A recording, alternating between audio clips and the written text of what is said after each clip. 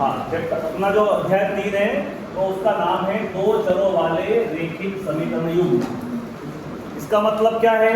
जो भी समीकरण रहेगी उसमें चर कितने रहेंगे? दो। रेखिक समीकरण मतलब उसकी घात कितनी रहेगी? जो चर रहेंगे उसकी घात क्या रहेगी? एक। रेखिक में एक होता है। और युग्म मतलब क्या होगा? वो जोड़ा होगा। तो सबसे पहला जो ऑब्जेक्टिव आता है इसका वो आता है दो चरों वाले रेखिक समीकरण युग्म का क्या निकालना है भाई? पहले मानक रूप। अब मानक रूप कैसे निकालेंगे ध्यान देना। मानक रूप में a1 गैप छोड़ दो b1 गैप छोड़ो c1 0 और a2 गैप छोड़ो b2 गैप छोड़ो c2 बराबर 0। यहाँ x यहाँ y, यहाँ x और यहाँ y आ रहा हूँ। तो ये हो जाएगा हमारा दो चरों वाले रेखिक समीकरण युग्म का मानक रूप। ओके, तो कोई भी सवाल आ गया, आपको पेपर में सवाल आएगा, देखो इस टाइप के प्रश्न आते हैं 2 नंबर में या 3 नंबर में। तो 2 नंबर में और 3 नंबर में अगर प्रश्न आता है तो सबसे पहले क्या करेंगे? उन प्रश्नों की तुलना कैसे करेंगे? अब देखो हर रेखा जो रहेगी, हर समीकरण जो रहेगी, एक रेखा बनाएगी। अब रेखाएं कितने प्रकार की होती है बताओ? यहाँ पे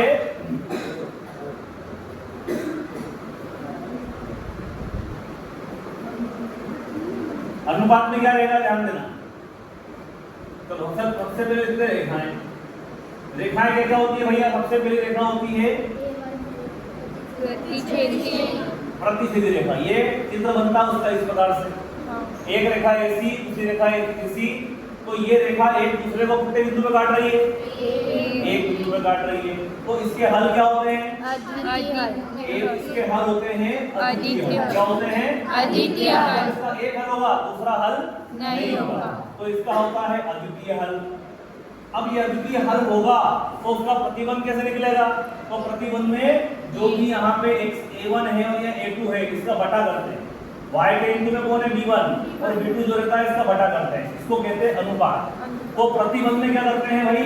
अगर इनका मान, जिनका a1 बटा a2 का मान बराबर नहीं आए किसके? b1 के, तो उसका हल क्या होगा? अद्वितीय। रेखाएं कैसी होगी? प्रतिच्छेदी।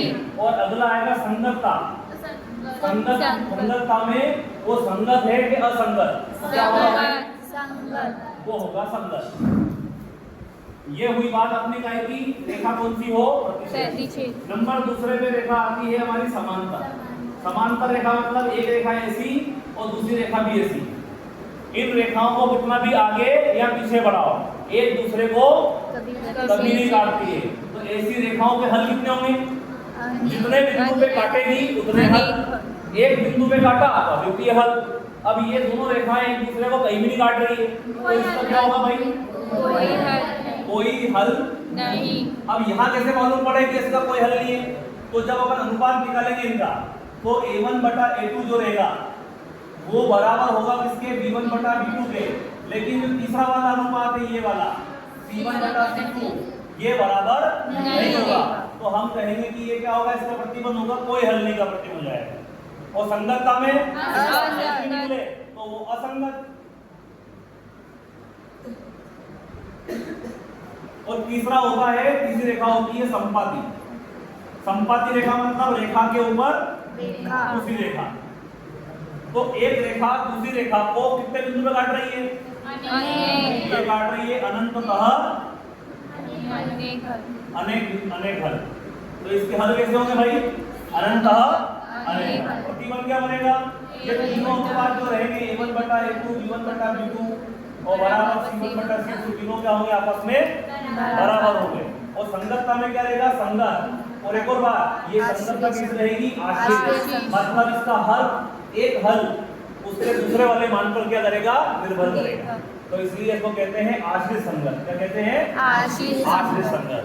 तो अपने को पेपर में सवाल आया, संपाती रेखाओं के हल होते हैं, संपाती रेखाओं के हल होते हैं अनेक हल। संपाती रेखाओं का प्रतिबंध होता है a1 बटा a2 बराबर b1 में आ गया। अगर a1 बटा a2 बराबर b1 बटा b2 बराबर c1 बटा c2, तो ये कैसा है? संगत क्या संगत? संगत। कैसा? आश्रय। अनेक हल मतलब कोई हल नहीं देता है। तो समांतर रेखाओं के हल होते हैं?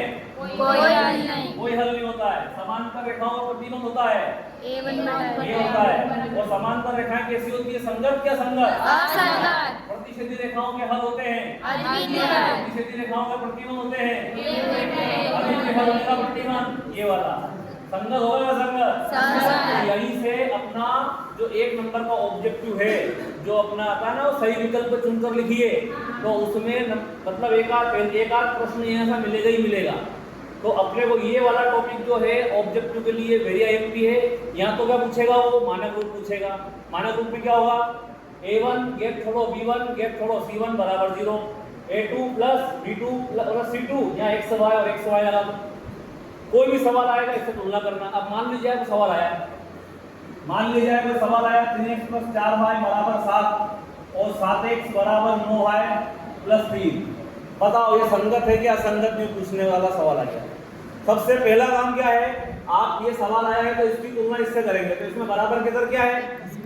अब इसमें जो भी बराबर के उधर है उसको उधर पहुंचाओ। तो क्या करेंगे? 3x प्लस 4y 7 इधर आएगा तो क्या हो जाएगा? अब ये करेंगे 7x 9y इधर आएगा तो माइनस का 3 इधर आएगा तो बराबर ये कर दिया अपन ने।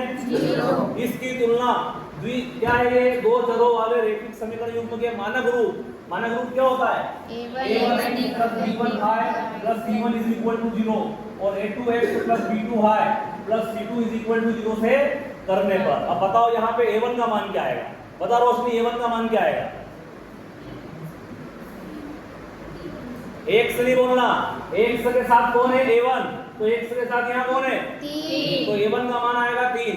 तो बढ़िया A1 का मान 3 आया जसवंत। B1 का मान क्या आएगा? B1 का मान आएगा क्या? 7 आएगा। वाह। यहाँ पे A1 ये B1 और ये C1। B1 की वैल्यू क्या हो गई? 3। B1 की y के साथ में जो है वो B1। तो B1 की वैल्यू आ गई 4 और C1 की वैल्यू क्या आएगी? -8। कौशिक भाई A2 का मान क्या आएगा?